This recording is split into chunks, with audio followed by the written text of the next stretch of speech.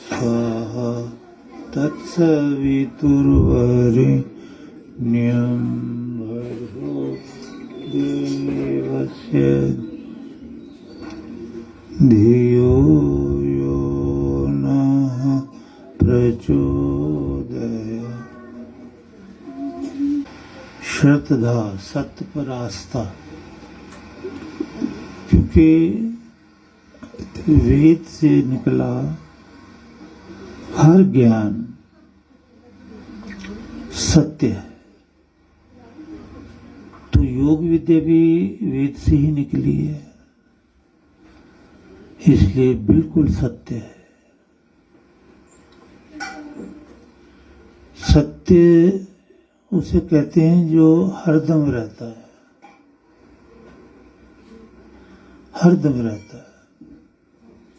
चाहे प्रलय भी आ जाए, संसार नष्ट हो जाए, पर वो रहेगा। तो सत्य में ईश्वर है जो प्रलय में भी रहता है, और ईश्वर से निकले वेद मंत्र जो प्रलय में भी ईश्वर के साथ रहते हैं और नई सृष्टि में दोबारा आ जाते हैं, रहते हरदम। आजकल का जो पूजा पाठ है, वो पुस्तकें सब प्रलय में नष्ट हो जाती है, इसलिए उन्हें सत्य नहीं कहा जा सकता। कृष्ण महाराज ने गीता में कहा, सत्य उसे बोलते हैं हे अर्जुन, न अभाव, अभाव जिसका अभाव नहीं होता, न अभाव विद्यते। तो इति सतः, यही सत्य है जिसका कभी अभाव नहीं होता। अभाव में ना एब्सेंट नहीं होता, एब्सेंट में ना नष्ट नहीं होता। ऐसा कैसे ही रहता है, प्रलय में भी ईश्वर ऐसा कैसे ही रहता है, निराकार निराकार ही रहता है। वेद मंत्र ऐसे के ऐसे ही ईश्वर में रहते हैं, प्रलय में भी। तो वेद मंत्रों में ही योग विद्या है। योग विद्या के मंत्र भी वैसे के वैसे ही रहते हैं। लेकिन देखो, मैं समझाता हूं आपको। आज जैसे योग विद्या का ज्ञान दे रहे हैं लोग घर घर, तो वो यम और नियम छोड़ देते हैं, आसन प्राणायाम, तो प्रत्याहार वगैरह भी ध्यान नहीं देते हैं। मतलब विद्या लेने आते हो, सुनने आते हो, तो थोड़ा ध्यान देना चाहिए है? विद्या पर ध्यान, सुनना तप है, लेकिन वो सुनना तप है जो सत्य है। अब सत्य तो वेद है, योग विद्या जो वेदों में वो सत्य है, और यज्ञ सत्य है, अग्निहोत्र सत्य है, क्योंकि वो मंत्र सारे सत्य हैं। तो सत्य की ही उपासना की जाती है। अब देखो, योग विद्या आप योगाभ्यास करते हैं, अगर नहीं करते हैं तो करना चाहिए, सीखना चाहिए गुरु से। हम बार बार कहते हैं कि हम समय निकालेंगे, सिखाएंगे, बाकी बहुतों को सिखाया है। जिन्होंने नहीं सीखा वो धीरे धीरे सीखें। तो योग विद्या जो है वो भगवान की देन है। हिरण्यगर्भ, हिरण्यगर्भ बोलते हैं ज्योति स्वरूप परमेश्वर। हिरण्यगर्भ योगस्य वक्ता, योग विद्या का जो वक्ता है, योग विद्या को जो बताने वाला है, वो हिरण्यगर्भ है, यानी ज्योति स्वरूप परमेश्वर है, और कोई नहीं है।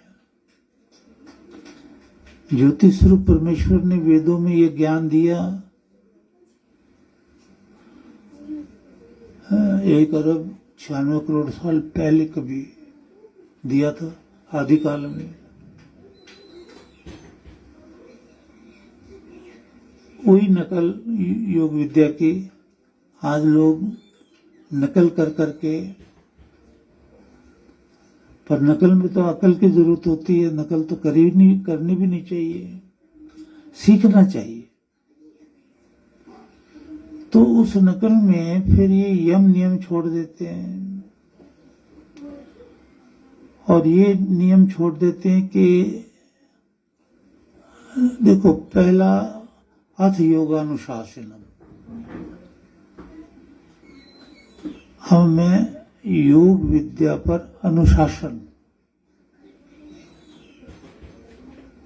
यानी मैंने योगाभ्यास किया, मैंने योग विद्या पर कमांड करी,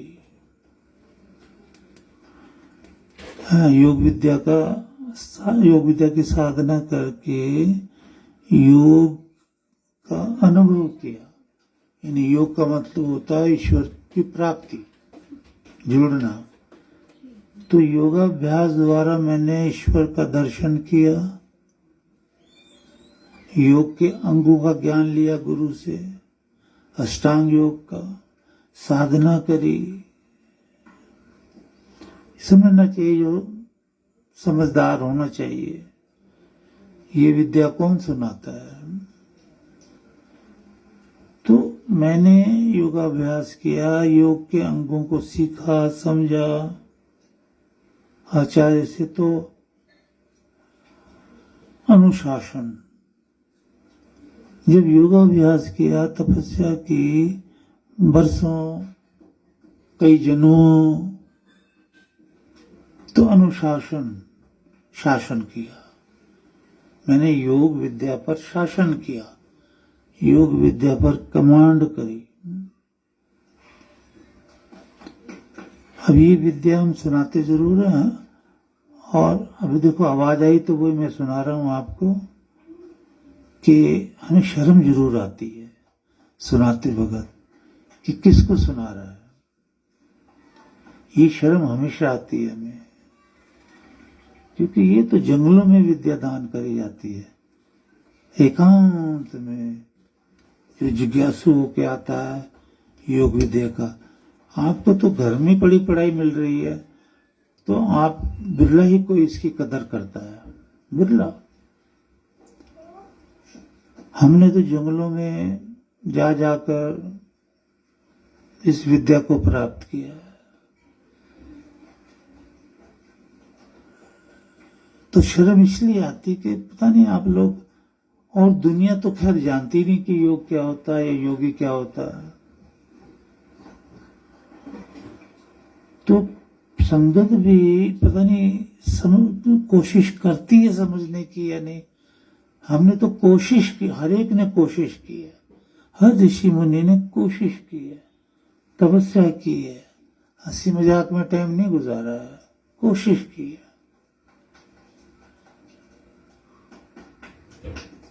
वो गुफा में हम रहते थे गुरु जी के पास, वहां तपस्या करते थे। आर्मी में थे तो जंगलों में रहते थे, वहां तपस्या करते थे। हमने कोशिश की है। घर में रहते थे मायापुरी में, तो दिन रात तपस्या में जुटे रहते थे, घर का काम भी चलता था।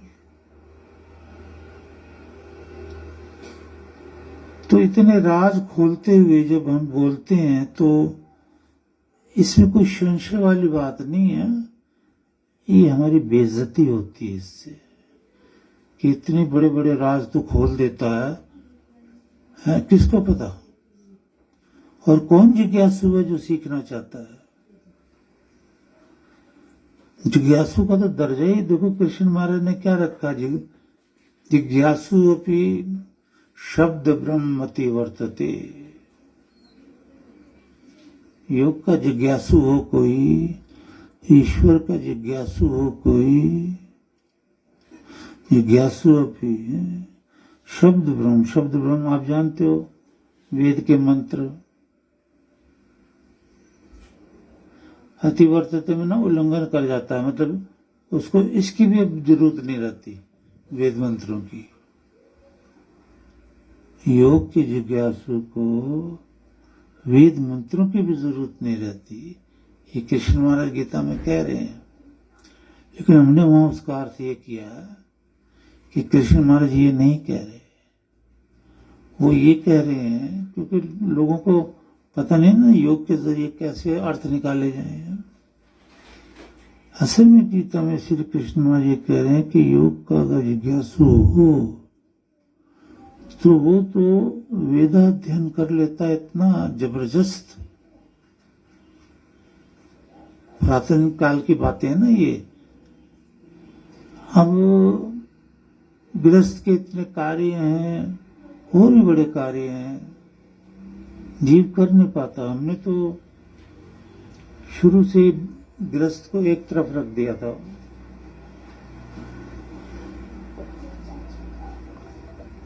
कि गृहस्थी कार्य भी हमसे नहीं होते, पिछले जन्म के हम तो तपस्वी हैं। लेकिन ये आपके लिए लागू नहीं होता। जैसे कभी बरसों पहले मैं था, समझो कि 50 साल की बात नहीं है, 500 साल, 1000 साल, 3000 साल, उसमें हम भी ये गृहस्थ के कार्य आपकी तरह करते थे। ये रीस नहीं होती है कि हमें समाधि मिल जाए, हमें कुछ मिल जाए। साधना होती है ये। हम साधना करें, गुरु की आज्ञा में रहें, जो गुरु की आज्ञा है। तो और सेवा से ईश्वर गुरु प्रसन्न होते। सेवा भाव नाल सतगुरु दयाल होंदे ने, दया भी करते हैं। तो प्रमाण देना होता है हर चीज का, है ना। तो ये प्रमाण आपको याद है, आप याद कर लो सब, और आपको याद है पर रिफरेंस, मतलब वो जोड़ना नहीं आ रहा कि भाई यहां क्या उत्तर दिया जाए। ये भी उत्तर ठीक है किसी हद तक, लेकिन पूरी हद तक नहीं। पूरा उत्तर ये है कि भाई उपमन्यु ने गुरु से दीक्षा भी नहीं ली थी, और ये साधना भी नहीं की थी, हवन भी नहीं, यज्ञ भी नहीं, कुछ नहीं दिया था गुरु ने। ऋषि ने कहा था मेरी गायों की सेवा करो बस। देखो सेवा से ऑटोमेटिकली उनको ज्ञान हुआ, फिर ऋषि ने ज्ञान दिया। तो ये एक उदाहरण हमारे महाभारत इत्यादि ग्रंथों में आते हैं कि जब गुरु ने कुछ भी नहीं दिया, दीक्षा तक भी नहीं दी, हवन तक में नहीं बैठने दिया, और उसको ज्ञान हो गया, क्योंकि वो गाय की सेवा कर रहा था।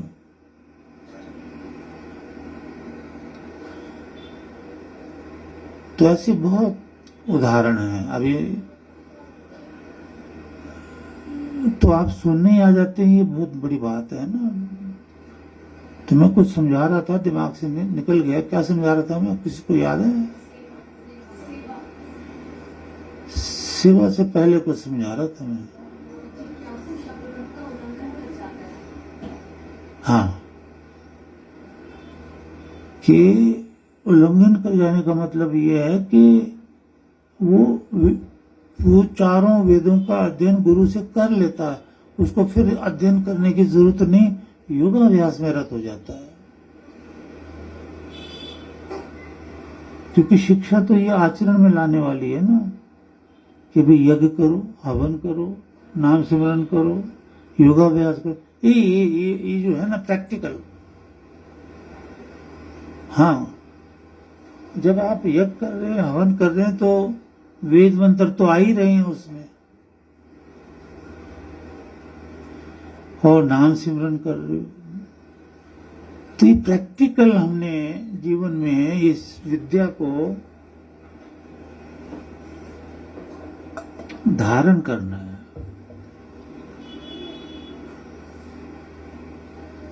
नाम सिमरन योगाभ्यास, अग्निहोत्र, ये मतलब रोजाना के विश्व के सबसे ऊंचे कर्म है शुभ, मतलब ये रोजाना होने चाहिए। अब इसके लिए ये तब तो उसी को बोलते हैं कि इंद्रियों को संयम में करो, तब तो ये है बहुत बड़ा, साधना करो इंद्रिय संयम होंगी। मेरा मतलब संयम से ये है कि भाई जो समय हम संसार में गुजारते हैं, कोई ताश खेल रहा है, कोई फिल्म जा रहा है, कोई वैसे ही घूमने जा रहा है, कोई कहीं जा रहा है, पैसा है तो चलो विदेश घूम आए, ये वो वेस्टेज ऑफ टाइम है। संयम अगर है इंद्रियों पे तो ये सुख लेना इंसान बंद कर देता है, और बाद में तो ये वेद मंत्र ही बंद करा देते हैं, घूमना फिरना, फिल्मों में जाना, हंसी मजाक करना, जो भी है। ये सारा समय फिर गृहस्थ के शुभ कर्मों में और योगाभ्यास में, अग्निहोत्र में, इनमें लगता है, स्वाध्याय में।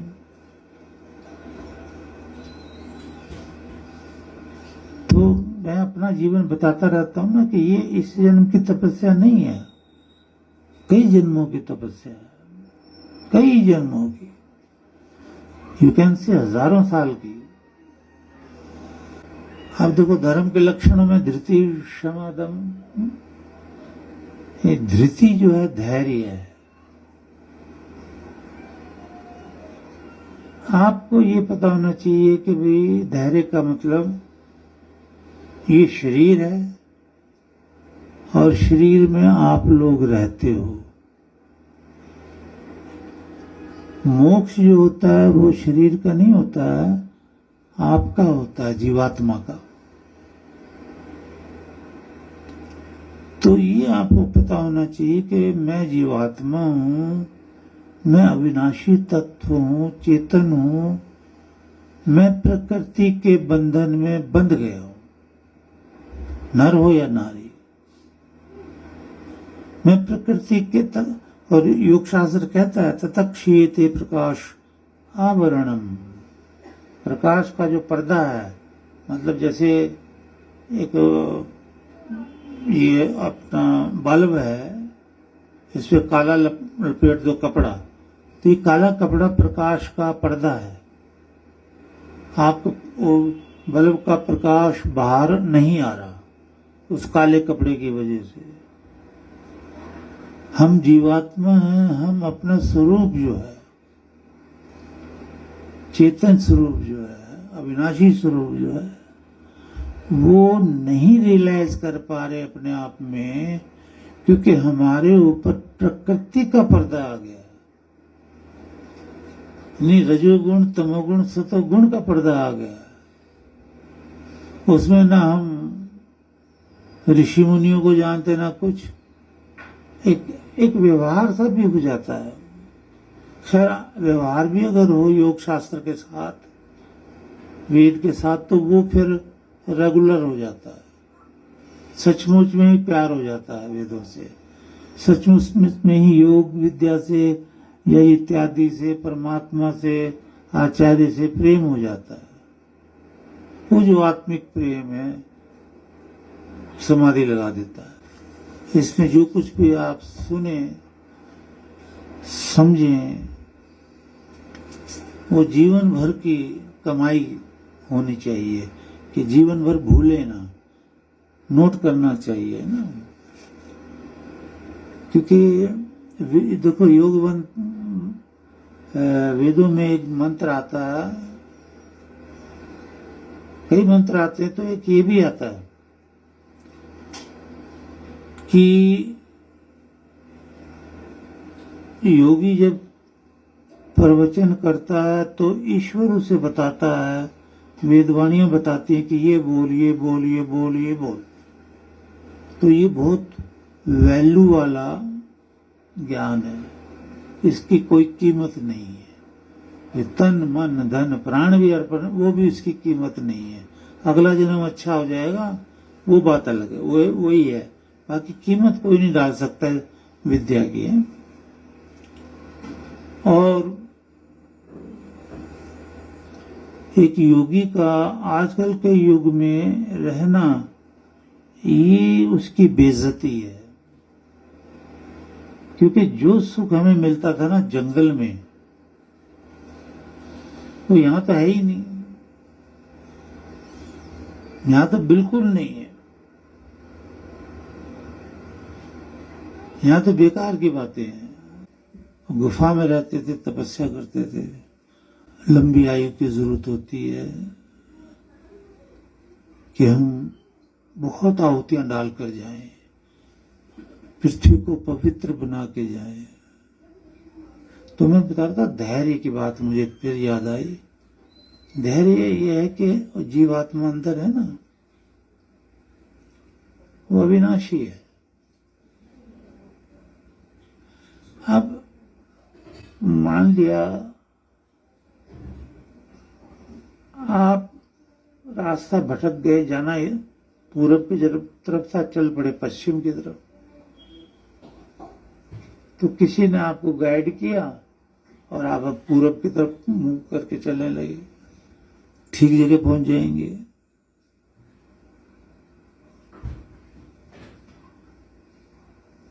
तो ये जीवात्मा गलत जगह चल रही, इस शरीर को धारण करके काम, क्रोध, मद, लोभ, अहंकार, निंदा, द्वेष, चुगली, गंध वंद ये कंट्रोल नहीं कर पा रही है ना। इंद्रिय संयम नहीं कर पा रही जीवात्मा को। 5 ज्ञान इंद्रिय दिए भगवान ने, 5 कर्म इंद्रिय, मन और बुद्धि। और क्या कहा यजुर्वेद में, वाय अवस्था, ये हमारी जो इंद्रियां हैं प्रभु श्रेष्ठतमाय कर्मणे, यज्ञ में लगे हैं।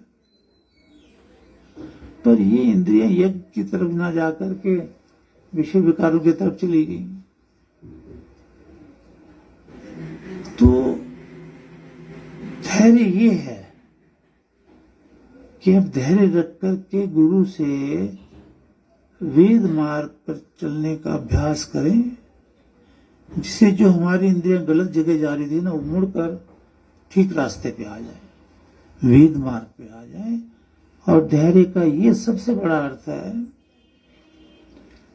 कि वो इंद्रियां ठीक रास्ते पे आके इस जन्म में पुण्य करें, वेद के यज्ञ इत्यादि करें, ज्ञान का प्रसार करें, बढ़ाएं, किसी को भी दें, ठीक है ना। विद्या विधान करें, क्योंकि जो शब्द ब्रह्म का ज्ञाता है वो प्रचार कर सकता है। पर ब्रह्म को पाने के लिए समय चाहिए। तो धैर्य क्या है, एक तो समझ आना चाहिए भी धैर्य क्या है। समझ कि बेटा अच्छा कोई बात नहीं, समझ ये होनी चाहिए कि मैं गुरु क्या सेवक दीक्षा लेकर के सेवा करता हुआ वेद मार्ग पर चल रहा हूं या चल रही हूं। रोज हम हवन करते हैं, आंख मीच करके ध्यान में भी बैठते हैं, नाम जपते हैं, सेवा करते हैं। तो इससे ऐसे स्थान को प्राप्त कर लो, ऐसे स्टेज को प्राप्त हो रही, ये धैर्य का अर्थ है, जिसका मैंने कहा देवयान मार्ग। क्योंकि जो देवयान मार्ग में आ जाता है ना, तो वो निश्चित ही तर जाता है। हाँ, समय लगेगा, निश्चित ही तर जाता है। और जो पितृयान मार्ग में होता है वो नहीं तरता, वो फिर कई कई जन्म भटकता रहता है। तो आप लोग वेद मार्ग पर चल रहे हो, तो देवयान मार्ग में बहुत सारे आ गए हो, बाकी भी आ जाएंगे। तो धैर्य का क्या अर्थ हुआ कि देवयान में ही प्रभु हम आ गए हैं, हे आचार्य हम आ गए हैं, और ये हमारी साधना जारी रहेगी अगले जन्मों में भी, क्योंकि अगला जन्म मिलना ही, देवयान में जो आ गया उसका अगला जन्म मनुष्य का ही है। ये सब भगवान, मैं तो वही शिक्षा दे रहा हूं ना जो भगवान बुलवा रहे हैं। तो देवयान मार्ग में जब आप आ ही गए हो, साधना करते हो, या आ जाओ, जो कमी रह गई है साधना कर करके, गृहस्थ के कार्य शुभ कर करके, तो धृति धैर्य हो, वे अब तो चाहे 10,000 जन्म और लग जाए, हमने ईश्वर को पा ही लेना। और 10,000 जन्म लगे, 20,000 जन्म लगे, हम जैसे अब मनुष्य योनि में हैं, अगली भी हमारी मनुष्य योनि ही होगी। ये जो नीच योनि है ना, कुत्ते बिल्ली गाय भैंस की, इन योनियों में हम नहीं जाएंगे, क्योंकि भगवान ने ठप्पा लगा दिया ना कि जो देवयान में आ गया उसका अगला जन्म योगियों के कुल में। कृष्ण महाराज भी कह रहे हैं ना कि जो नहीं प्राप्त कर सका लेकिन योगाभ्यास करते रहे, वेद मार्ग पे चलते रहे अर्जुन, उनका जन्म ऋषियों के कुल में होगा अगला। और वेद ने कहा उनका जन्म ऐसे ऋषियों के कुल में जहां विद्वान आ रहे हैं, यज्ञ कर रहे हैं, जिस घर में यज्ञ भी हो रहे हैं, ऐसे शुभ घर में जहां विषय विकार का दूर दूर तक भी नहीं है, ऐसे शुभ घर में उसका जन्म होता है। तो ये है धैर्य की बात, ये है श्रद्धा की बात कि हम वेद मंत्र, क्योंकि सारा वेद ही बोलता हूं मैं, कि हम ईश्वर की विद्या जो वेद है, ईश्वर वेद में जो समझा रहा है उस पर आस्था रखी हमने, देवयान मार्ग पकड़ लिया। और किसी किसी का ऐसा भी हो जाता है कि इसी जन्म में भी समाधि लग सकती है, अगले जन्मों में भी लग सकती है, पर देवयान मार्ग में आकर धैर्य होना चाहिए कि हम देवयान मार्ग में आ गए, गुरु कृपा से भटकेंगे नहीं। अब हमें कोई भटका नहीं सकता। आज भी हमारे, आप बेटा बेटी हो, आपको मतलब कई तो ऐसे जबरदस्त श्रद्धालु हो गए ना, सत्व धारणा आ गई है, आपको कोई भटका नहीं सकता कि जी ये भी पूजा कर लो, ये भी कर लो, वो भी कर लो, बिल्कुल नहीं। यही देवयान की मार्ग की पहचान है कि आप देव विद्वांसो ही देवा, देव और देवी बन गए हैं, देवयान मार्ग पे आ गए। तो यहां आपको धैर्य की जरूरत है कि अब ये तो चिंता नहीं रही कि हम अगले जन्म में कुत्ता बिल्ली गाय भैंस असंख्य योनियों में भटकेंगे, ये चिंता खत्म। यहां धैर्य, ये धैर्य रखना है, हमने ईश्वर को पा ही लेना है। हर जन्म में हमें वेद का विद्या देने वाले हमारे आचार्य मिलेंगे, वो हमें समझाएंगे। अगले जन्म में भी हमारा मोक्ष हो सकता है, मोक्ष होके रहेगा, मतलब ये है। तो ये धैर्य वाली बातें हैं। और संशय भ्रम से दूर रहो, संशय आत्मा विनश्यंती है। फल कर्म तो कटते हैं, लेकिन बात यह है कि कर्म इंसान खुद काटता है, खुद तपस्या करता है, और आशीर्वाद लगता है कि भाई ये इनका तपस्या सफल हो, आशीर्वाद है। लेकिन इसमें कोई घबराने की बात नहीं है। और भगवान का भी इसमें रोल है, ईश्वर का तो रोल सब जगह है, सब में है।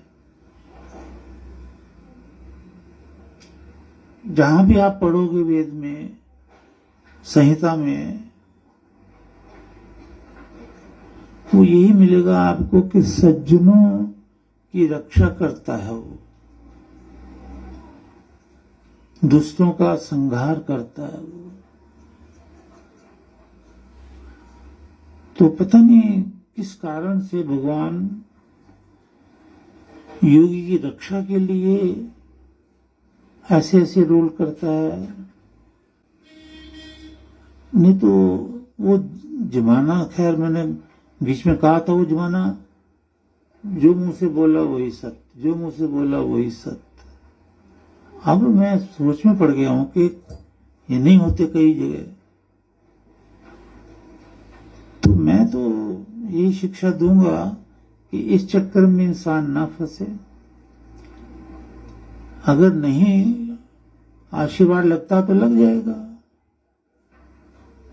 चक्कर में फंसे तो साधना के फंसे। बस साधना ने ही सारे संशय भी तोड़ने हैं, सारे कष्ट भी दूर करने हैं। आशीर्वाद गुरु का होगा, आशीर्वाद के बिना तो कुछ भी नहीं होता। क्योंकि आप देखो, गुरु के पास जो कोई आता दीक्षा लेने तो आचार्य आधीनो वेदम अधिश्व, आचार्य के अधीन रह करके वेदों का ज्ञान प्राप्त करो। जो बेटा बेटी आचार्य के अधीन नहीं रहेंगे,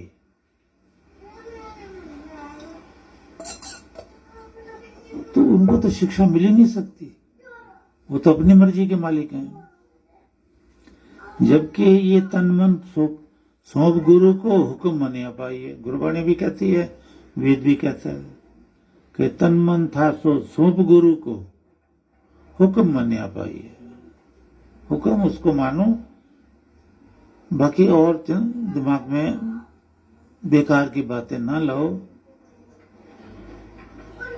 जीवन सुधारना है, संशय में पड़ के बिगाड़ना नहीं है ना। और ये आहुतियां जो हैं,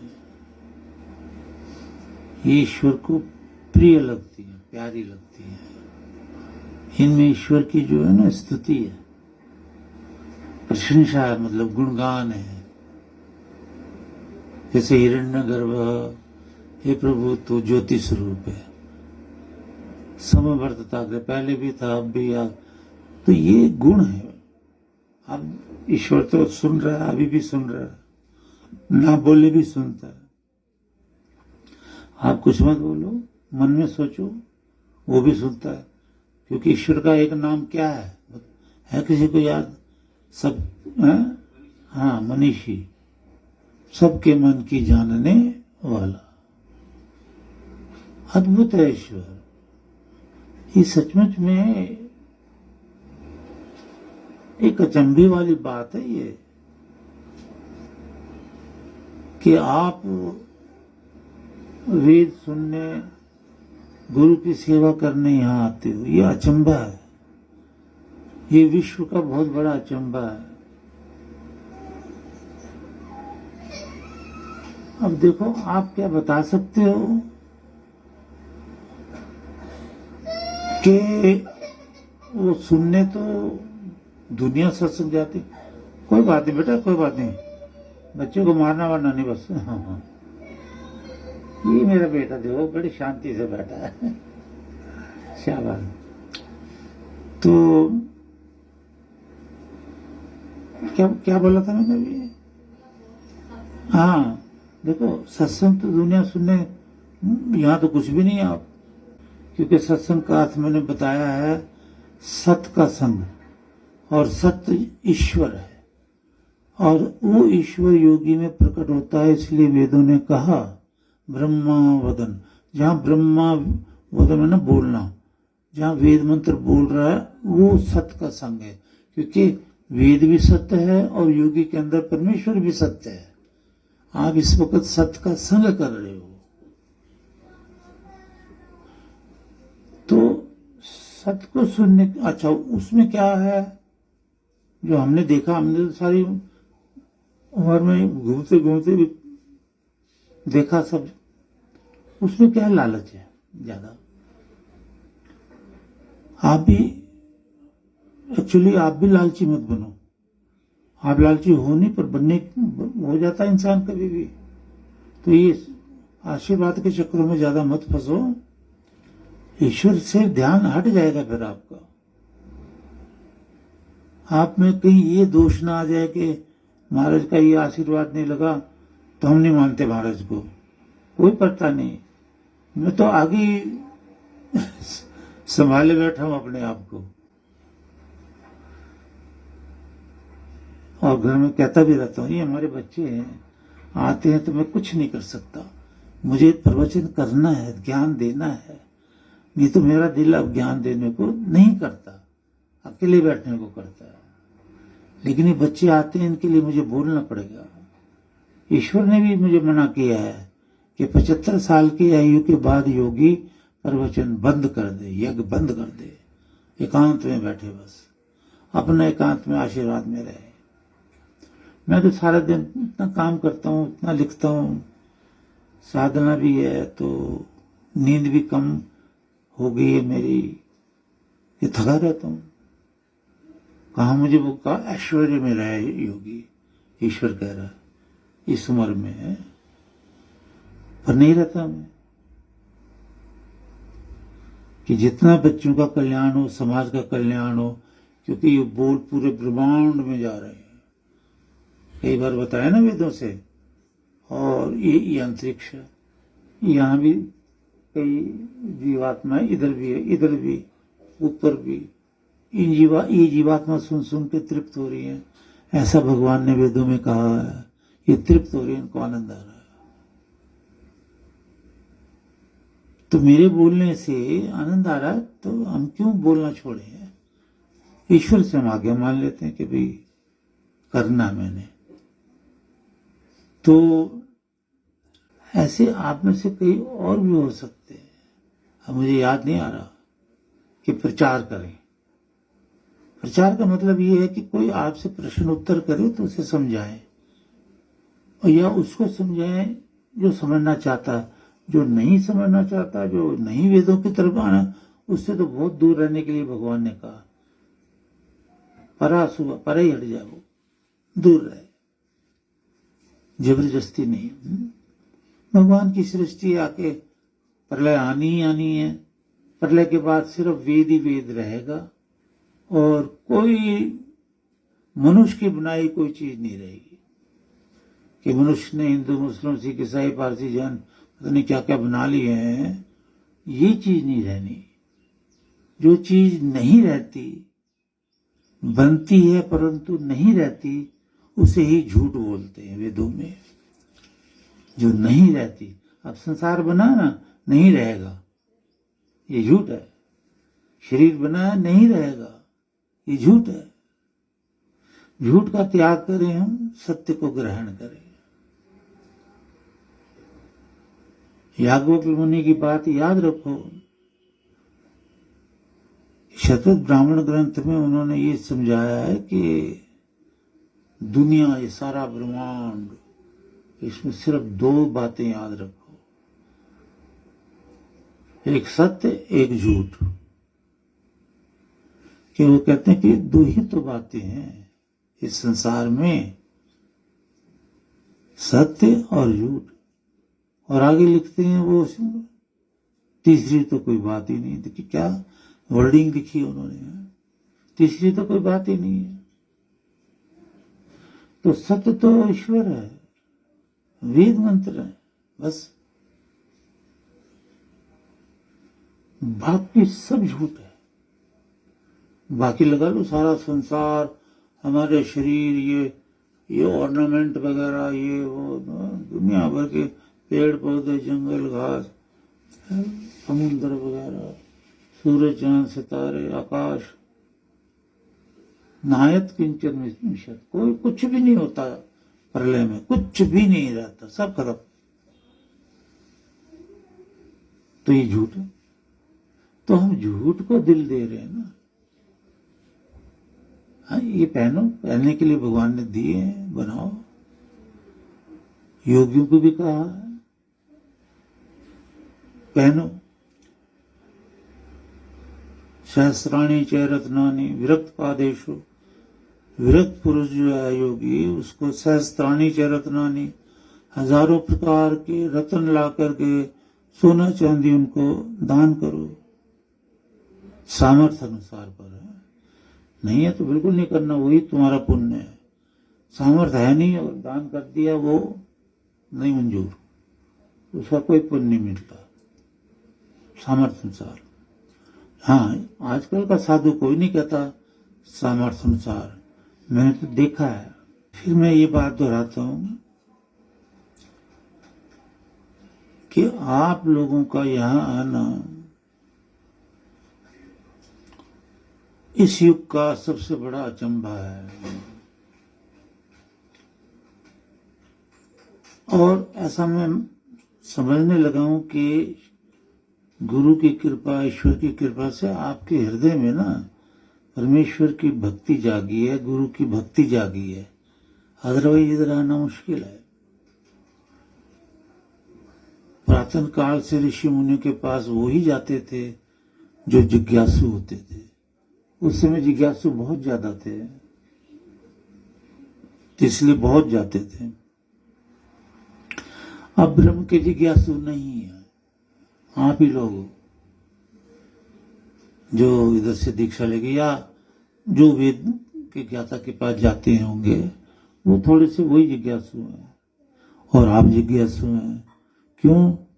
क्योंकि आपको शिक्षा दी जाती है कि ब्रह्म इसे कहते हैं कि भाई वो ज्योति स्वरूप है, सृष्टि रचयिता है, अन्नदाता है, सर्वशक्तिमान है, निराकार है, सबके मन की जानने वाला है, उसी से वेदों की उत्पत्ति होती है। मतलब ये गुण सचमुच में ईश्वर के। आज जो समाज पूजा कर रहा है वो ईश्वर के गुण नहीं है, वो ईश्वर नहीं है। इसलिए किसी वजह से वहां जो लोग जाते हैं, जैसे भी आप यहाँ मत्था टेको, आपकी कामना सुखो पूरी होगी, ये वो पता नहीं क्या क्या, तो उस हिसाब से अगर जाते भी हैं तो भगवान तो नहीं है ना। भगवान के तो गुण मैं कह रहा हूं ये है, और भगवान ही कहला रहा अंदर से, ये है गुण। इस गुण वाले को परमेश्वर कहो, जिसमें ये गुण नहीं है तो उसे हम कैसे परमेश्वर कह सकते हैं? जो जन्म मरण से परे है, हमने तो उनको भगवान बना रखा जो जन्म लेके आए। तो ये सब वेद की शिक्षा भगवान ही देता है योगी के जरिए। इसलिए यहां जो आप आ रहे हो, मैं सच कहता हूं, बार बार मैं हैरान होता हूं कि आपके हृदय में कहीं सचमुच में भगवान का ज्ञान अंदर घुसने लगा और गुरु का ज्ञान प्रवेश करने लगा। भगवान का ज्ञान जो गुरु के मुख से आप सुनते आए आज तक, वो कार्य कर रहा है।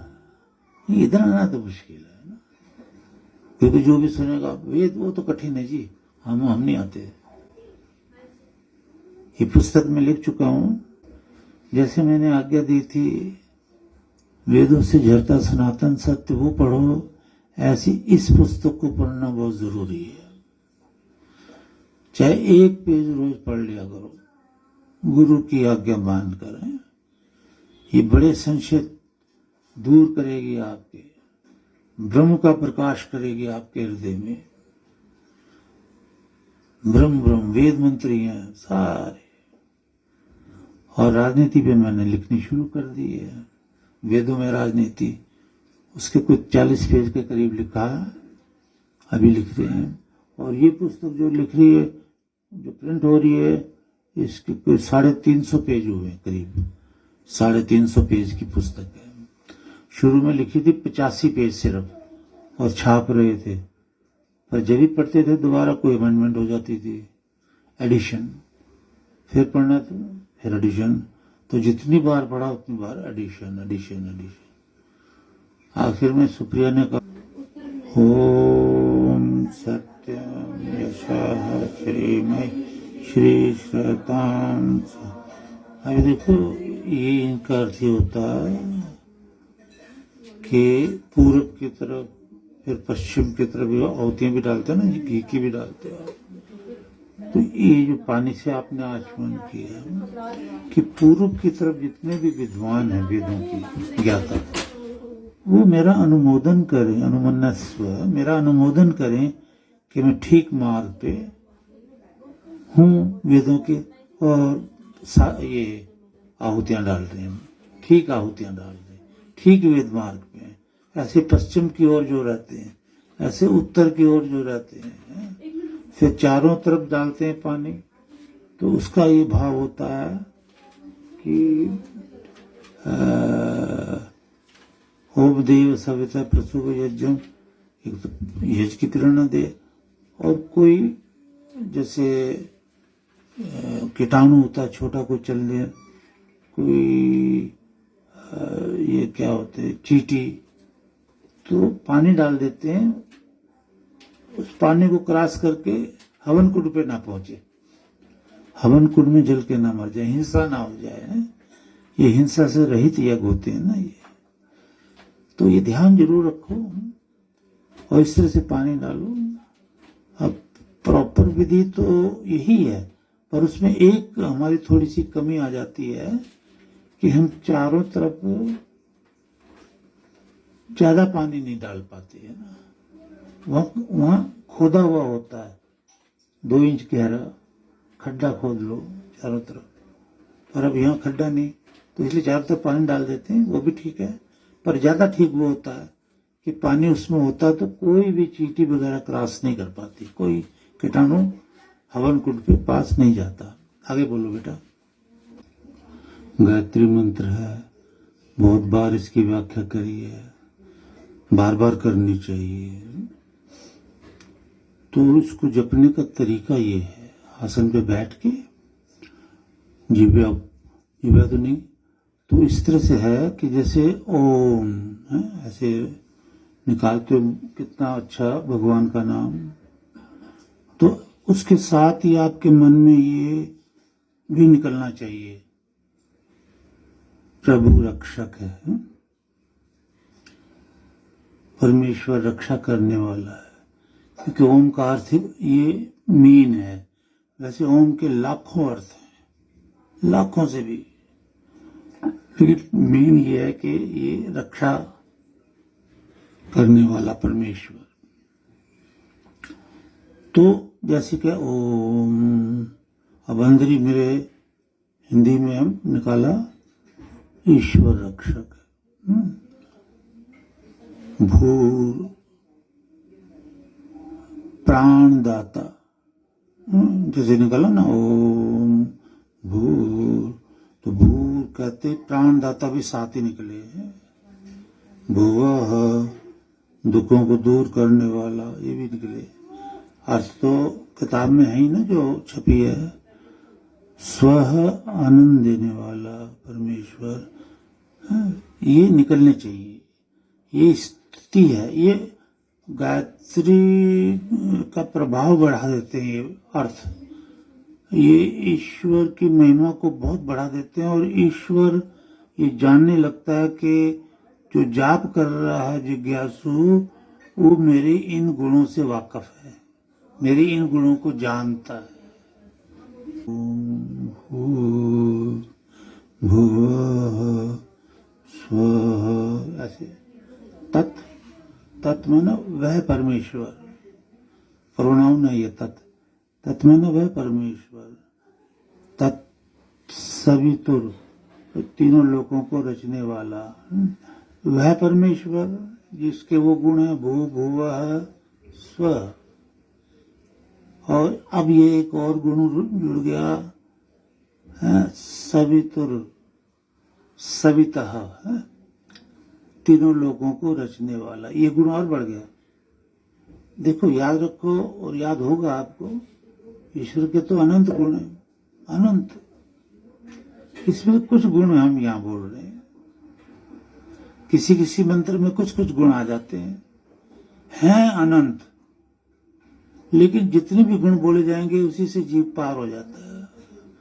ये है इसकी क्या कहते हैं स्तुति, भू भुवः स्वः सवितः, ये बोल रहे हो ना आप, तो ये आप इस गुणगान कर रहे हो, जैसे मंदिर में गुणगान करते हो ना, रघुपति राघव राजा राम, ऐसे।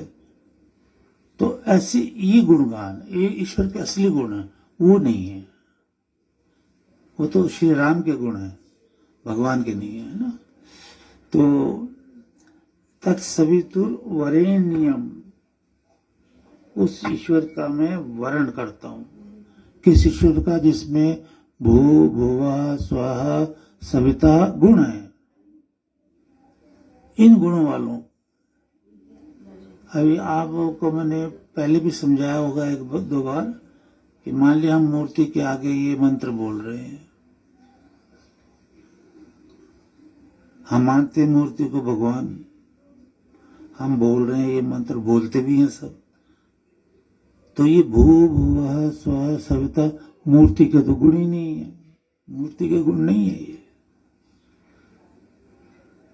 ये तो निराकार परमेश्वर के गुण है, जिसने मूर्ति बनाई, जिसने मिट्टी बनाई, पत्थर बनाए, जिससे मूर्ति बनी, ये तो उस परमेश्वर के गुण है। भू भुवा स्व, ये विचार करना है, नहीं तो जीवन बर्बाद हो जाएगा। हमारे पूर्वजों ने, जो श्री राम है, श्री कृष्ण महाराज हैं, पांडव हैं, और जितने भी राजा महाराजा प्रजा 3 युगों के पीछे हुई है, उन्होंने परमेश्वर का गुणगान किया है, पत्थर पानी का गुणगान नहीं किया है, किसी माता वगैरह का गुणगान नहीं किया है। क्योंकि गुणगान करने के लिए भगवान का एक ब्रह्म है बस, जिसने ये सृष्टि रची। तो ये गायत्री मंत्र में आ जाता है, इसलिए गायत्री मंत्र की महिमा ऋषि मुनियों ने बहुत कही है। अच्छा, भू भुवा स्व तत्सवितुर वरेण्यम, वर्ण कर रहे हैं हम, स्वीकार कर रहे हैं कि इस परमेश्वर की हम पूजा कर रहे हैं, जिसके अंदर भू भुवा स्व सविता वाले गुण हैं। भर्गो, भर्गो बोलते हैं शुद्ध, ईश्वर शुद्ध है। अभी बैठे हो भगवान की गोद में, सब जगह है ना ईश्वर, तो आप भगवान की गोद में बैठे हुए भगवान के गुणों को सुन रहे हो, और भगवान प्रसन्न हो रहा है, इसमें कोई डाउट नहीं है, क्योंकि बुलाने वाला भी भगवान ही है। भार्गव शुद्ध परमेश्वर, देवस्य देने वाला, अन्न धन शरीर सब कुछ देने वाला, पानी संसार, तो भार्गव शुद्ध ही शुद्ध परमेश्वर, देवस्य सब कुछ देने वाले परमेश्वर, धीमहि हम तेरे ध्यान में बैठते हैं। तो दीक्षा हमने दी है, ध्यान में बैठ जाया करो, गायत्री का मंत्र सफल हो जाएगा, पुण्य मिलेगा, भगवान आशीर्वाद देगा। अब ध्यान में तो हम बैठते नहीं है, गाते हैं गायत्री मंत्र, ये क्या बात है? उसमें तो कह रहे हैं आप भगवान से कि वयम धीमहि, हम प्रभु तेरा ध्यान धरते हैं। तो धरो फिर ध्यान, बैठो सुबह शाम। धियो यो न प्रचोदयात्, हमारी बुद्धि में ज्ञान का प्रकाश कर दे। धियो यो न मैंने हमारी, धियो मैंने बुद्धियों में, प्रचोदयात् वेद के ज्ञान का प्रकाश कर दे। तो इस तरह से धीरे धीरे अर्थ भी साथ साथ अभ्यास कर लोगे तो ओम भूर्भुवः स्वः, तो इस रफ्तार से भी आप अंदर से आपके अर्थ भी निकलना शुरू हो जाएंगे, परमेश्वर को प्रसन्न कर दोगे। नहीं तो गायत्री मंत्र से परमेश्वर प्रसन्न इस तरह नहीं होता। आप लोगों से तो हो जाता जो आप सब बैठे हुए हो, क्योंकि आप वेद मार्ग पर हो। आप सचमुच में भू भुवा स्व सविता वाले परमेश्वर के गुण हैं। इसी परमेश्वर को आप आहुतियों में भी पूजा कर रहे हो, योगाभ्यास में भी उसी की पूजा कर रहे हो, सब कुछ उसकी है। पर आम आदमी जो बोलता है वो तो ठीक नहीं बैठता। वो कोई कहीं बोल रहा, किसी मूर्ति के आगे बोल रहा कहीं, तो वो भगवान है नहीं, है ना। तो अर्थ सहित बोलोगे ये वेद मंत्र है, मैं जो भगवान ही बुलवा रहा है, ये एक वेद मंत्र है, मैंने इस किताब में डाला है कि भाई अर्थ सहित अगर आप मंत्र बोलते हो तो भगवान तब प्रसन्न ज्यादा होता है, बगैर अर्थ के बोलते हो तो प्रसन्न तो होता है, उन तो देता है पर इतना नहीं जितना देना चाहिए। गुरु ज्ञान देता है ईश्वर के द्वारा, बेटे बेटियों को ज्ञान पकड़ना चाहिए, ये ईश्वर का ज्ञान है जिसने सृष्टि रची है। इसीलिए मैं कहता हूं आप यहाँ जो आते हो ये ईश्वर की लीला ही है। नहीं तो आज वेद मंत्रों को सुनने कोई नहीं आता। राजनीति की बुक में मैंने लिखा है इनडायरेक्ट वे में कि ये जो मंत्री हैं, ये जो राजा बने हैं, ये पालन पोषण कर रहे हैं, उसमें मैंने एक जगह तो क्वेश्चन मार्क दिया, ये खुद सोचें कि क्या हमारी प्रजा सुखी है? इन्हें चोरों से, डकैतों से, हिंसा से, लूटमार से डर तो नहीं लगता? वो तो लगता है, मैंने ये नहीं लिखा के लगता है, मगर खुद ही सोचो तुम, राजा प्रजा का पालन पोषण करा कि क्या तुम्हारी प्रजा सुखी है? और वेद मार्ग पे चलते हुए तो सुखी थी, अब वेद मार्ग छोड़ दिया तो दुखी है। इसलिए वेद मार्ग पर वापस आओ। एक भजन जरूर बोलेंगे और ये चल रहा है। देखो ज्ञान बड़ा गहरा है, वो आप सुनते रहते हो, अगर याद हो जाएगा तो आप इसी उम्र में भी कर सकते हो, पर वो भूल जाता है, ये गड़बड़ है। तो लेकिन सुनने का तो पुण्य मिलता ही है, देवयान योनि मिलती है, ये सब ईश्वर के वाक है। तो श्रुतम तप है, सुनते तो हो, ये तो बहुत बड़ी। अब इसमें कोई अंतर बता सकता, ये मेरे हृदय से निकल रहा ना कि हम ईश्वर की गोद में बैठे हैं, पर ईश्वर तो सब जगह है। और तो क्या हम जो दुनिया बाहर है और वो भी ईश्वर की गोद में चल रहे हैं, फिर रहे हैं, या ईश्वर की गोद में बैठे हुए हैं? कोई इसका बता सकता है कि ईश्वर तो सब जगह है लेकिन छुपा हुआ है, और ईश्वर को कोई जानता भी नहीं आज तो कि ईश्वर कहते किसे हैं। जिस मर्जी को ईश्वर मान लेते हैं और वो ईश्वर होता नहीं है। ईश्वर तो वह है ना जिसने सृष्टि रची। भाई आप सृष्टि रची में तो और सुख पा रहे हो। आप किसी का कहते जी हमने वहां जाना है, उसका दर्शन करना है, तो रची हुई सृष्टि में जा रहे हो। भगवान की रची सृष्टि है, और जो वहां कुछ मूर्ति है या कुछ भी है वो भी भगवान का रचा हुआ है, वो भगवान तो नहीं है। इसमें तो कोई संशय नहीं, वेद बताता है। तो सब कुछ तो ईश्वर की कृपा से ही है ना।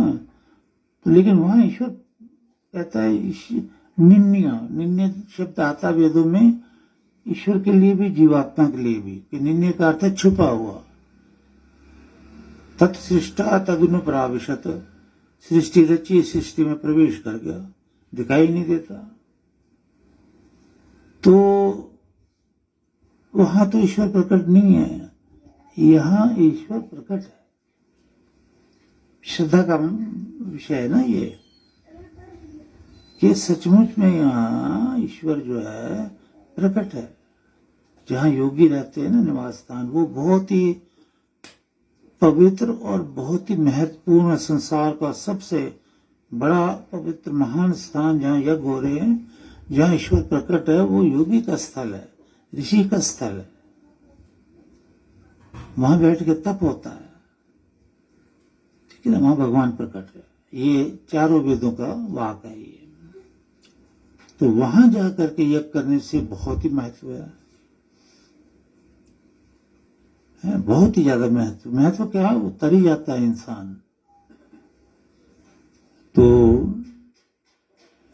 एक लाइन बोलो इस भजन की, चलो आओ उसकी गोदी में बैठे, चलो आओ उसकी बैठे, वो सबका पिता क्या हमारा नहीं है, वो सबका पिता क्या हमारा नहीं है, प्रभु के बराबर सहारा नहीं है, प्रभु के बराबर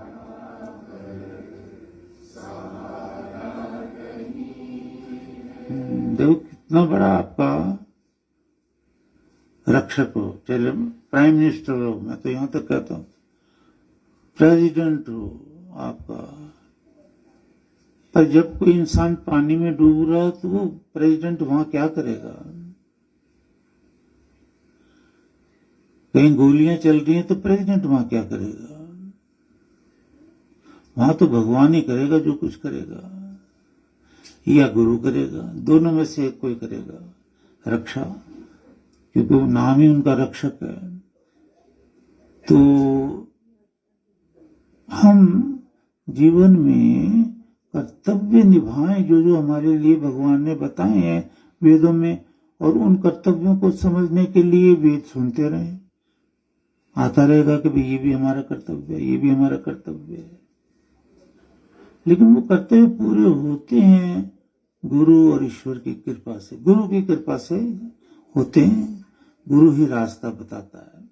योग विद्या भी सब ईश्वर से निकली है। मैंने वेद मंत्र का प्रमाण दिया ना, हिरण्य गर्भ योगस्य वक्ता, योग की विद्या बोलने वाला, योग की विद्या देने वाला हिरण्य गर्भ है।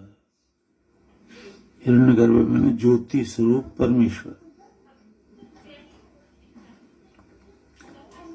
तो अभी पहला जो अब ये ऋषि पतंजलि जो हैं, इन्होंने भी अपना योग विद्या पे बहुत ही गहन चिंतन करके ये पुस्तक लिख दी। इसका लाभ बहुत हुआ है। और फिर मेरे दिल में भी आया था इस पर व्याख्या कर दें, तो ये करी हुई है व्याख्या। आपका धर्म ये है, कर्तव्य ये है कि कभी इसका भी अध्ययन जरूर करो। जो नहीं समझ में आता टेलीफोन करो, या vedmandir.com है उस पर लिख दो, महाराज इस श्लोक का, ये इस सूत्र का अर्थ लिख दो, बता दो। विद्या को बढ़ाओ। आपसे योग विद्या पे कोई प्रश्न करे तो आप बताएं। तो और इसमें सारे अर्थ हैं, तो उनमें कुछ समझ नहीं आता, पूछो नहीं तो पढ़ो, याद रखो। यानी हमारे गुरु महाराज के पास एक ही पुस्तक थी, ये योग शास्त्र की, सिर्फ वो सुबह शाम उसका सिर्फ पाठ करते थे, और कोई पुस्तक नहीं थी, एक भी नहीं। तो इतना सा गुटका था वो उसमें इसके योग विद्या के सारे सूत्र थे, बस वो आंख मीच के उसको पढ़ते नहीं थे, बस बगैर देखे, क्योंकि अभ्यास हो गया तो बरसों का योगानुशासन से लेकर आखिर तक पढ़ जाते थे। तो इसी तरह से हम लोगों को भी ये योग विद्या जो है, हमारा योग मार्ग है, वेद मार्ग है, और वेद सिद्ध होते हैं योग से, योग सिद्ध होता है वेद से। वेद नहीं होगी तो योग विद्या नहीं होगी, योगाभ्यास नहीं करोगे तो वेद का ज्ञान नहीं होगा, ईश्वर का ज्ञान नहीं होगा, है ना। तो अथ योगानुशासन, यहां से शुरू करते हैं, जितना भी थोड़ा बहुत वेद की शिक्षा है ये। तो अथ योगानुशासनम, तो अथ का अर्थ मैंने बताया ना, इसके बाद। तो इसका अर्थ आप याद रख लो कि कई जन्म लेने के बाद, अथ तदंतरम, अथ का अर्थ तदंतरम, इसके बाद, मतलब मैं कई जन्मांतरों तक जन्म लेता रहा, मैं शरीर छोड़ता रहा, जन्म लेता रहा, मैं जीवात्मा शरीर छोड़ता रहा, अब आके मैं इस मनुष्य शरीर मुझे मिला है। बड़े भाग भानुष तन पावा, तो इसका आदर करें। ये किस लिए मिला उसमें लगाएं। ये तो योगाभ्यास के लिए मिला, ये तो यज्ञ करने के लिए मिला है। तो यानी कई जन्मों के बाद, अथ का मतलब अथ योग, योग का मतलब होता है ईश्वर से जुड़ जाना। अथ योगा, अथ योग संधि विच्छेद है ना, अनुशासनम, अनुमना बाद में। ए परमेश्वर, मैंने आपके वेदों से योग विद्या का ज्ञान प्राप्त किया है ना। जब मुझे मनुष्य चोला मिला तो मैंने योग विद्या का ज्ञान प्राप्त किया। और योग विद्या का मतलब यम नियमासन वगैरह सारे मैंने लगाए, साधना करी, यज्ञ किए, हवन किए, उसी में आते हैं वो सारा। तो आप मुझे मिले हैं और मैंने क्या किया, अथमना इसके बाद, योगमना जुड़ना, अनुमना बाद में, यानी योगाभ्यास की क्रिया करने के बाद, ईश्वर की प्राप्ति के बाद है, अनुमना बाद में शासनम, मैंने योग विद्या पर शासन किया। यानी अब ये मेरे कब्जे में है, मेरे अधिकार में है। यम नियम आसन प्राणायाम प्रत्याहार धारणा ध्यान समाधि, ये मेरे अधिकार में है। मैं इन पे शासन करता हूँ, पूरी मेरी कमांड है इन पे। तेरी दी हुई इस विद्या पर मेरी पूरी कमांड है। अथ योगानुशासन। अब मैं बताता हूँ औरों को भी, कितना गहराई का अर्थ है ये, कि लोग न योग विद्या इसको जानते, न वेदों को जानते, किसी को कुछ नहीं, कि वहां योगा की क्लास लगती है, हम वहां पहुंच के योगा सीखेंगे। योगा तो शब्द भी नहीं, योग शब्द है। योगानुशासनम। अब संस्कृत ना जानने से भी थोड़ी सी, इसलिए गुरु से सीखना चाहिए। योगा का अर्थ है यहाँ पर योग, और आ जो है वो इधर चला जाएगा, ना के साथ में संधि विच्छेद होगा ना, तो आ योगा, आ है ना, योगा, आ का डंडा, वो आ अनुशासन में चला जाएगा, अनु में चला जाएगा। अथ योग अनु है ना बाद में, और शासनम। तो अथ योग अनुशासनम, जन्म जन्मांतर भटकता हुआ हे प्रभु मैं मनुष्य चोले में आया और योग विद्या, अष्टांग योग विद्या को प्राप्त करके, साधना करके, गुरु कृपा से मैंने तुझे भी पाया। इसके बाद अब मैं शासनम, अष्टांग योग विद्या पे मेरा शासन है, मेरी कमांड है पूरी इस पे। तो इसमें ये अब आप पढ़ोगे तो इसमें बहुत सारे डिटेल लिखी गई है। योग शब्द जैसे अब यहाँ इसको भी युज धातु से, योग शब्द युज धातु से बना, जिसका अर्थ है जुड़ना, समाधि प्राप्त करना, ये इसी में है सारा है। तो अब अगर इसको थोड़ा पढ़ जाओगे आप तो बहुत अच्छा ज्ञान मिल जाएगा आपको। एकत्वम अनुपश्यतः, ये तो कह रही, और भी मैंने डाल दिया यजुर्वेद का मंत्र भी यहाँ पर है।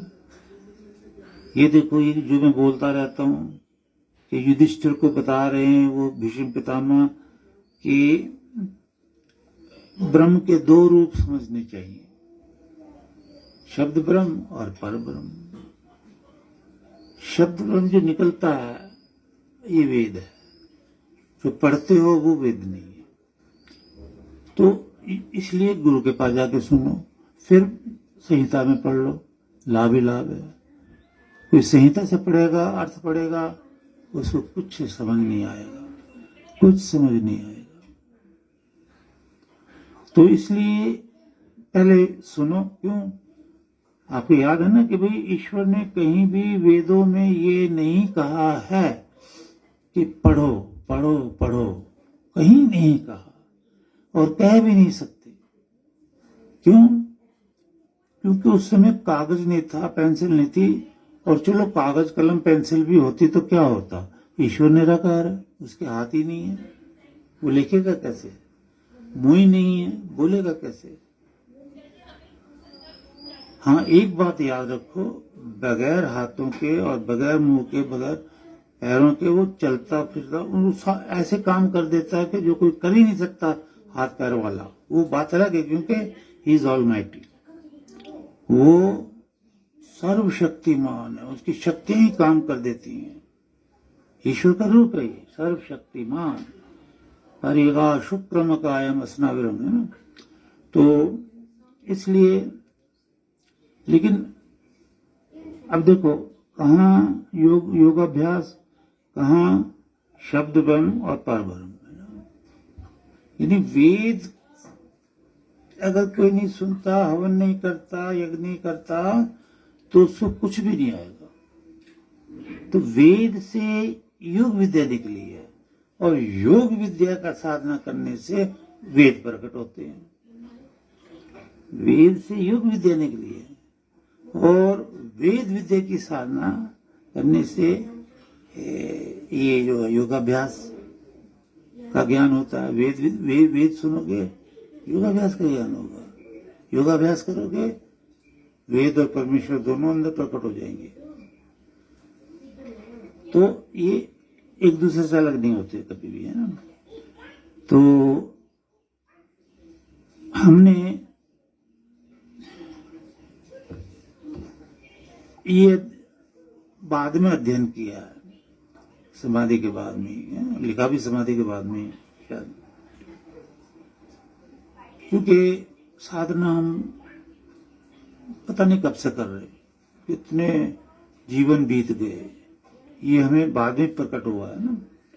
तो लेकिन आप लोगों को तो अभी इसको भी पढ़ते रहना चाहिए, योग विद्या को, है ना। अब इसमें देखो कैसा कैसा ज्ञान हमने यहाँ पिरो दिया है कि क्षिप्त विक्षिप्त, मूढ़, एकाग्र और निरुद्ध, ये चित्त की 5 वृत्तियां हैं। चित्त वृत्ति निरोध है। 5 जो वृत्तियां हैं उनका निरुद्ध करना ही योग है। 5 इंद्रियों को रोकना ही योग है, और चित्त की 5 वृत्तियों को भी। क्षिप्त विक्षिप्त, ये जो वृत्ति हैं, क्षिप्त विक्षिप्त, ये विक्षिप्त होती है ना, संसारी तो विक्षिप्त होती है, क्रोध निंदा वाली। एकाग्र तो क्षिप्त, और मूढ़ होती तो मूढ़ ही होता है, मूर्ख होता है, उसे तो कुछ ज्ञान नहीं होता है। तो क्षिप्त विक्षिप्त और मूढ़, ये 3 वृत्तियां जिसकी हैं, उसे योग विद्या का ज्ञान नहीं दिया जा सकता। वो अगर इन 3 वृत्तियों वाला कोई भी नर नारी है तो वो सुनेगा, समझ में नहीं आएगा, क्योंकि उसकी वृत्ति तो क्षिप्त है, संसारी है। वो तो काम, क्रोध, मद, लोभ, अहंकार, निंदा, द्वेष, चुगली और झंझटों में फंसा हुआ है। आप कहोगे क्या गृहस्थ छोड़ दें? भगवान कहता है हमने कब कहा छोड़ दें? कुर्वन्नेवेह कर्माणि जिजी विशेषतम समाह एवं तो नेथितो अस्ति न कर्म लिप्यते नरे, है ना। कर्म में लिप्त नहीं होगी अगर ध्यान हमारा ईश्वर भक्ति में और गुरु भक्ति में है, तो हम कर्म में लिप्त नहीं होंगे। कर्म तो करेंगे शुभ, अशुभ नहीं, लेकिन उन कर्मों का फल नहीं भोगेंगे, शुभ कर्मों का भी फल नहीं भोगेंगे। क्योंकि जब कर्म नहीं भोगे जाते तब समाधि लगती है। कर्म नहीं भोगे जाते, फिर कर्म करेंगे लेकिन कर्म का फल नहीं भोगते। तो इसी तरह से अब देखो ये 3, अच्छा, एकाग्र वृत्ति हो जाती है जब साधना करते करते होगी, वैसे तो होगी नहीं। ध्यान लगने लगा जी, पहले तो ध्यान चला जाता था, विक्षिप्त विक्षिप्त मूढ़ वृत्ति है ये, फिर रुकने लगा धीरे धीरे, है ना। तो ये एकाग्र वृत्ति होती है, एकाग्र वृत्ति में योग विद्या की शिक्षा दी जाती है। एकाग्र वृत्ति जिसकी होती है ना, उसको शिक्षा दी जाती है। नहीं तो बैठे बैठे कोई सो जाता है, बैठे बैठे कोई इधर उधर देखने लगता है। एकाग्र वृत्ति, वो एक में ही वृत्ति। अब योग विद्या का ज्ञान दिया जा रहा है, योग विद्या में ही वृत्ति है। और एक जिज्ञासा है कि हम और क्या नया सीख रहे हैं, और क्या नया सीख रहे हैं, और इसको कैसे आचरण में लाएंगे। तो ये योग विद्या क्या है ना, तो ये पढ़ो। अच्छा, अब देखो कि जब संसारी काम में भटकता है जीव, वो तो होगी क्षिप्त, और विक्षिप्त होगी कि क्रोध वगैरह, है ना। और जब कर्तव्य का ज्ञान नहीं है, वेद नहीं सुनता, हमें ये नहीं पता माता पिता के प्रति कर्तव्य क्या है, गुरु के प्रति कर्तव्य क्या है, गृहस्थ के प्रति कर्तव्य क्या है, पति पत्नी का कर्तव्य, तो कहते इस वृत्ति में भी ज्ञान नहीं दिया जाता, क्योंकि ये मूढ़ अवस्था है, ये मूढ़ वृत्ति है। इसलिए हरेक को वेद सुन सुनकर अपना कर्तव्य निश्चित करना चाहिए। और धैर्य मैंने आज बताया है,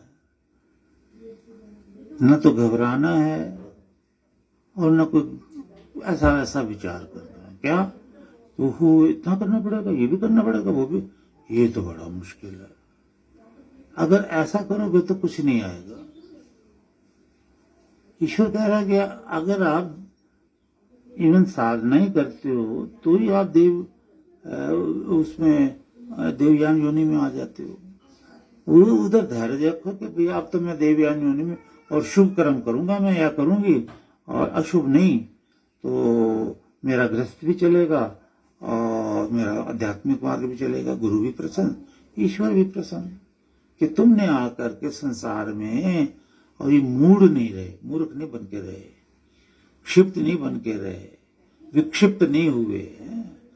विक्षिप्त ना क्रोध इत्यादि है।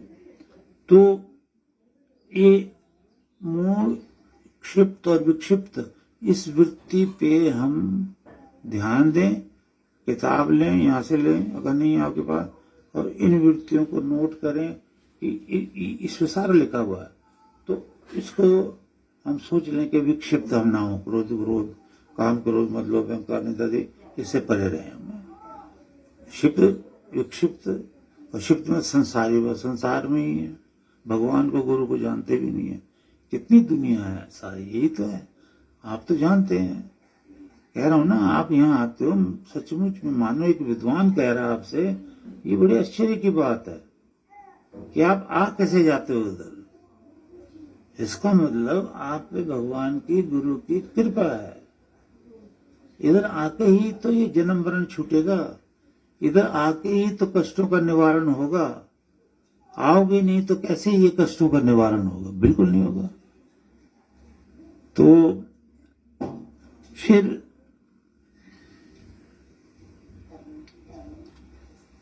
अच्छा,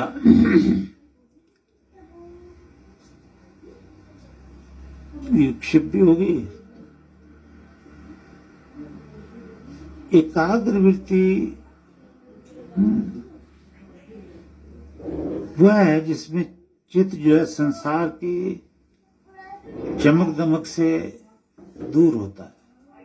मतलब आप साधना करने बैठे हो ना, तो आपका ध्यान सोने में, चांदी में, दुकान में, मकान में इधर उधर नहीं जा रहा। जब समय आएगा, सुबह आपने दुकान में जाना है, वो तो जाओगी, परंतु एकाग्र वृत्ति वो हो जाती है कि दुकान के टाइम या सर्विस है कहीं, जॉब के टाइम आप जॉब करोगे, पर जब साधना में बैठोगे तो उसका ध्यान नहीं आएगा, संसार का ध्यान नहीं आएगा। है तो वह प्राणी, वह साधक जो है, वो फिर अपनी वृत्ति को यहां लगा देता, पूरी तरह से सत्य में लगा देता, डूब जाता है सत्य में। यहाँ तरह तरह की अनुभव होने लगते हैं, तरह तरह के अनुभव होने लगते हैं अच्छे। तो अब ये बातें हैं, आप, मैं कह रहा हूं इसको पढ़ लिया करो। ये स्वाध्याय है, तपः स्वाध्याय ईश्वर प्रणिधानानि क्रिया योग। ये क्रिया योग है, ये योग विद्या, यानी आप पढ़ रहे हो ना इसको या वेदों को, वो आपका क्रिया योग है, वो योग है, आप उससे जुड़ गए। ध्यान से पढ़ो, उसको याद करो, इससे तो मोक्ष मिलेगा। प्लस आप जिसको भी कोई पूछेगा आपसे या कहीं बोलना पड़ गया, ये बोलोगे इस विद्या को, उससे पुण्य मिलेगा, परोपकार का भी पुण्य मिलेगा कि आप परोपकार कर रहे हो किसी का। अब देखो दूसरा ये है, 3 दिन में क्या सुना पाऊंगा मैं इसको।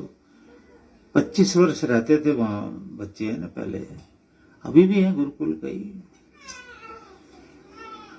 पर यह है कि वही है धैर्य वाली बात कि योग मार्ग पे भी चल रहे हो आप, वो हवन इत्यादि सेवा बहुत, तो उससे क्या है, आप देवयान योनि में आ रहे हो, तो डरने की कोई बात ही नहीं। अब तो न चिंता की कोई बात है कि हमें ये भी याद करना पड़ेगा, वो अपने आप हो जाएगा। मेरे को भी अपने आप ही कराया भगवान ने, मैंने कुछ किया नहीं। हाँ, पहले कभी युगों में करता रहा मैं। तो अब देखो दूसरा, योगश्चित्त वृत्ति निरोध। योग विद्या ऐसी है, योग समाधि को बोलते हैं ना, चित्त वृत्ति निरोध, चित्त की वृत्ति निरुद्ध होने का नाम योग है। आप जितना भी जबरदस्ती भी करोगे अपने मन से, वो भी अच्छा है कि हम बुराई की तरफ जाओ ही ना, बुराई को बिल्कुल ही त्याग दें। चित्त की वृत्ति को, क्षिप्त वृत्ति को, मूढ़ वृत्ति को, इसको मूढ़ और इसको छोड़ दें, क्षिप्त विक्षिप्त और मूढ़, इससे जबरदस्ती भी करें नहीं, मैंने ये, तो ये योग सिद्ध हो जाता है इससे फिर, है ना, कि योग चित्त की वृत्तियों के निरोध को कहते हैं। और चित्त की वृत्ति 5 प्रमाण, विपर्य, विकल्प, निद्रा, स्थिति, स्मृति, यानी इन वृत्तियों को रोकने का नाम योग है।